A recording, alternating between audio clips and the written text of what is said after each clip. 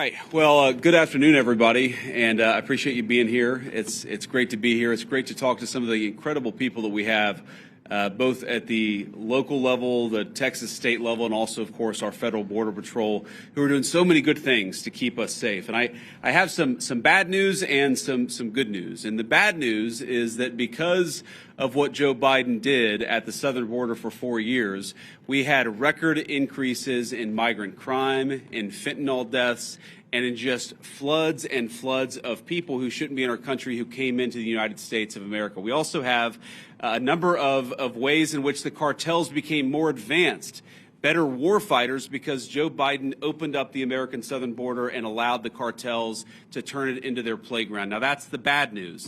The good news is, as President Trump said last night at the State of the Union, it turns out we didn't need new laws. We didn't need fancy legislation. We just needed a new president of the United States, and thank God that's exactly what we have. And I will say that the most heartening message that I take away from my visit here at the Texas border is the number of Border Patrol agents who have come up to me and said thank you, or said because of this, we've cut the number of border crossings from 1,500 a day to 30 a day. Or the people who have come up and said we've seen a reduction in 85% of the number of people who are dying at the American southern border. And every single day that we continue to keep this border safe, that means less migrant crime, that means less fentanyl coming into our communities, that means more safety and security for the people of the United States of America. And of course, we know the border problem, the border crisis under Biden's administration was a national crisis, but it acutely affected the communities right here. And I've already heard heartbreaking stories of people who are still picking up the pieces, local mayors who are still dealing with the budgetary consequences of what the Joe Biden administration allowed to happen at the American southern border. And that, too, is something that President Trump is going to help address, help fix, and help solve. Now, I wanted to bring Secretary Hegseth and Director Gabbard at DNI down here because, one, I obviously enjoy their company, and it's good to have them down here with me looking around today. But unfortunately, we know that because of what's happened, the border crisis has become a matter of national intelligence, and it's also become something that requires the Department of Defense to engage with. I was talking with Paul Perez earlier.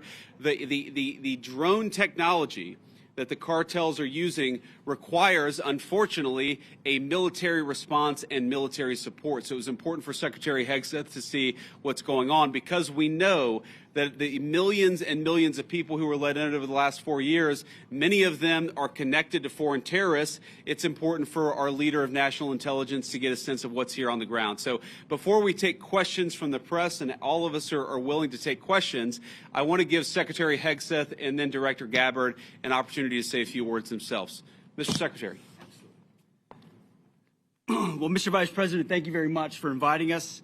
It's great to be here with you, with the director, with our fellow friends in civilian clothes and in other shades of green. This is a demonstration of a true partnership on the southern border. As President Trump has made clear on the campaign trail and from day one and last night, border security is national security.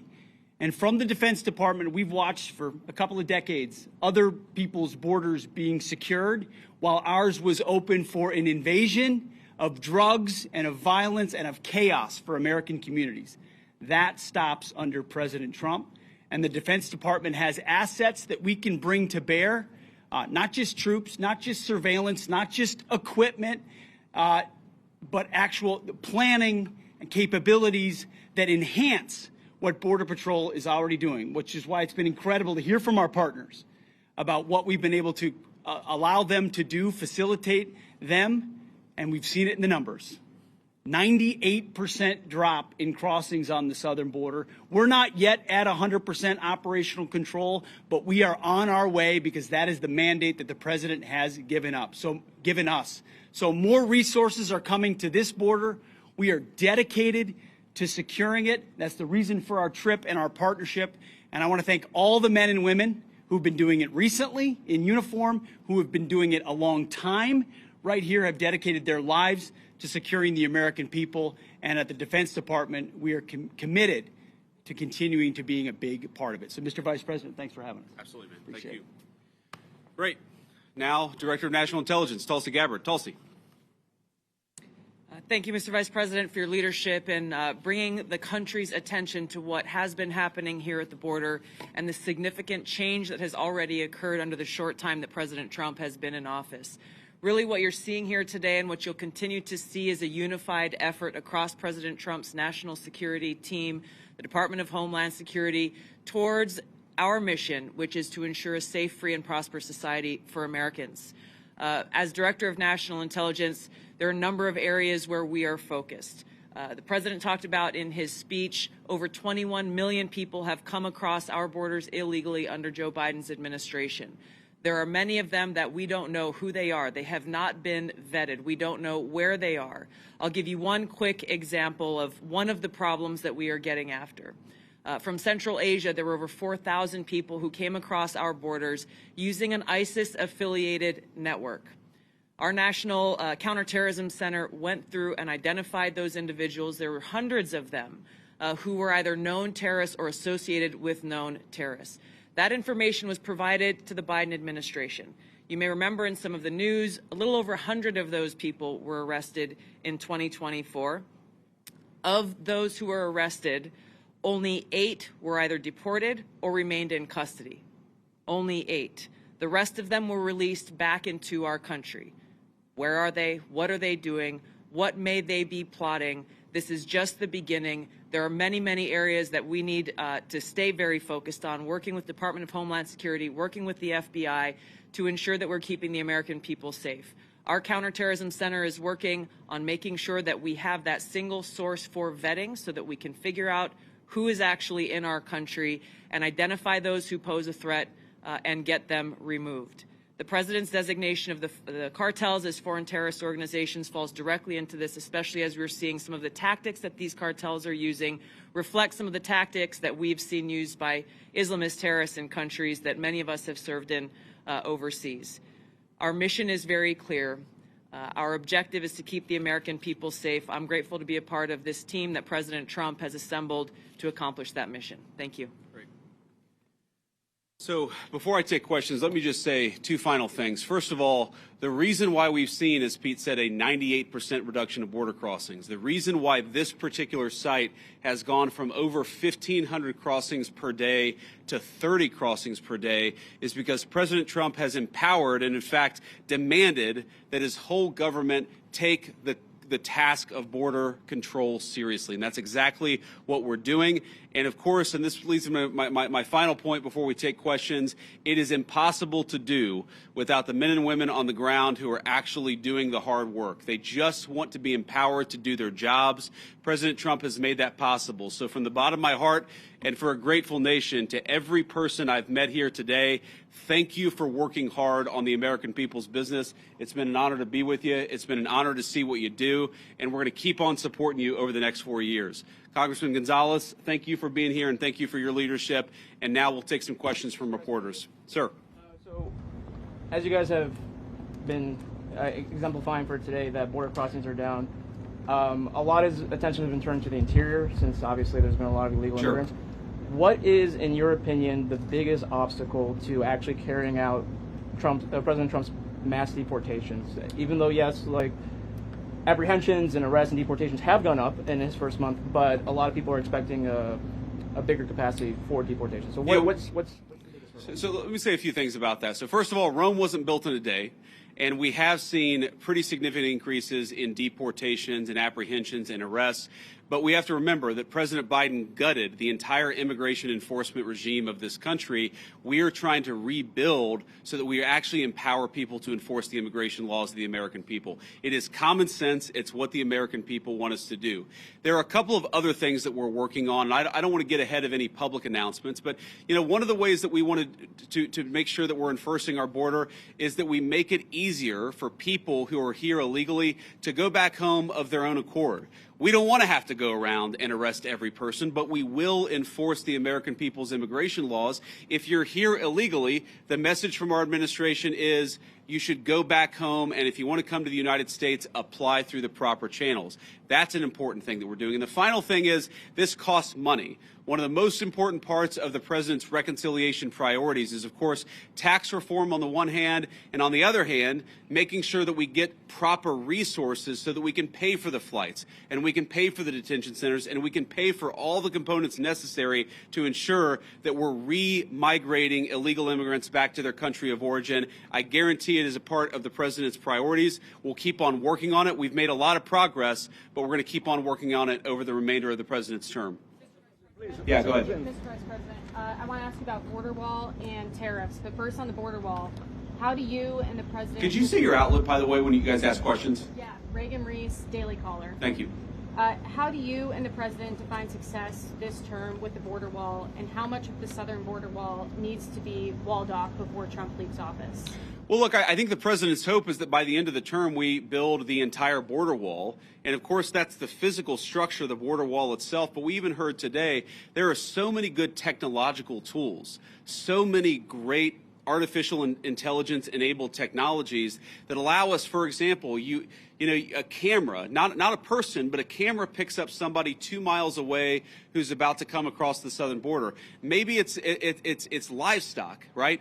Maybe it's a critter in the desert. Maybe it's a human being with a weapon on their back. We're using artificial intelligence to make us better at the job of border enforcement, but we've got to make sure that technology is deployed across the entire American southern border. We're going to do it as much as we can, as broadly as we can, because that's how we're going to protect the American people's security.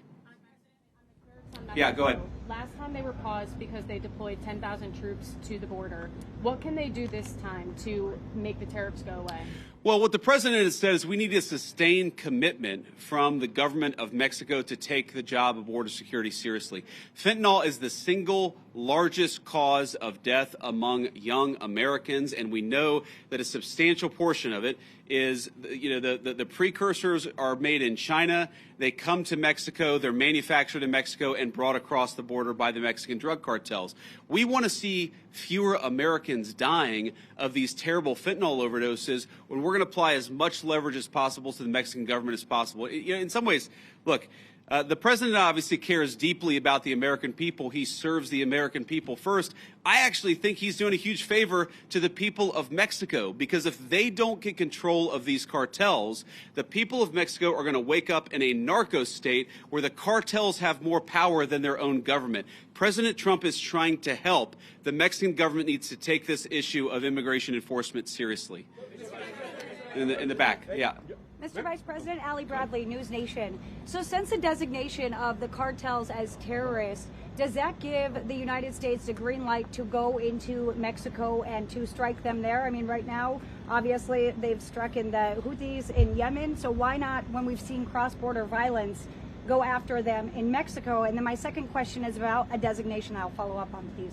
Go ahead and ask the second question. Why isn't the Juarez/La Línea cartel designated when it's in one of the most deadliest places on the planet? Juarez has been designated as one of the deadliest cities. It's right across from El Paso. We've talked to community leaders. They say, we know Juarez cartel's operating in the U.S., and so are their affiliates. We don't even want to talk about it out loud, though, because then we'll put a target on our back. They're scared. Border Patrol even thought they were designated, but they're not. The State Department didn't tell me why. So on that, we're looking at additional organizations. Obviously, this is the determination of whether to determine a particular organization, a terrorist organization, is something that we consult with our leaders of the Department of Defense. We also consult with our friends in other governments. We maintain the optionality to designate further organizations, terrorist organizations, if we feel that we need to in order to protect the American people. And I think President Trump has made it very clear he's not going to be shy about designating some of these cartel organizations as terrorists if he thinks he has to protect the American people. Your first question was about American forces to strike. Oh, sorry. Yeah. So, look, I'm not going to make any announcements about any invasions of Mexico here today. The president has a megaphone, and of course, he'll speak to these issues as he feels necessary. But what designating cartel organizations allows us to do is deploy the full resources of the United States military to engage in serious border enforcement. Of course, the president is going to make the determination about how we deploy those forces. But our hope here, our hope is that Mexico takes this job seriously. We don't want to have negative relationships with the Mexican government. We want the Mexican government to help its itself, but also in the process to help the American people by taking these organizations seriously. It's going to destabilize the entire country of Mexico, the entire government, if they don't take it more seriously. We're hopeful that they will. And if they don't, then of course, we'll figure out what to do from there. So, you just mentioned something about invasion of Mexico. Is there any talk or any thoughts about actually U.S. military forces going into Mexico? No. Next question. On tariffs, are any other industries other than the automotive reaching out to you guys to carve out special deals? And did the automotive industry know this was coming before today?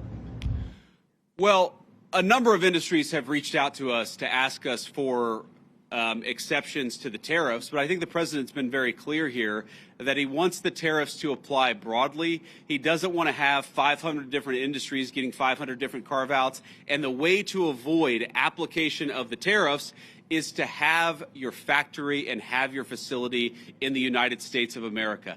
That is the way. Invest in America. That is how you will avoid being penalized by these tariffs. Sir. Vice President, KSAT 12, John Paul Barajas. You've been talking about the improvements that your administration has done here with the crossings. Can you talk about the decline prior to President Trump taking office under the Biden administration? Well, I think like so many Americans, apparently members of the Mexican drug cartel figured out in November and December after the election that Joe Biden was asleep at the wheel and they had to be dealing with the then president-elect and now president. If you look at what drove the declines before the inauguration, people will tell you they knew that Donald Trump was coming back into office. They knew he was going to take border enforcement seriously. And so they were already getting ahead of actually cutting down those illegal crossing numbers. We saw that from the Mexican government, of course, because we were threatening some economic sanctions against them. But we also saw it from the cartels themselves.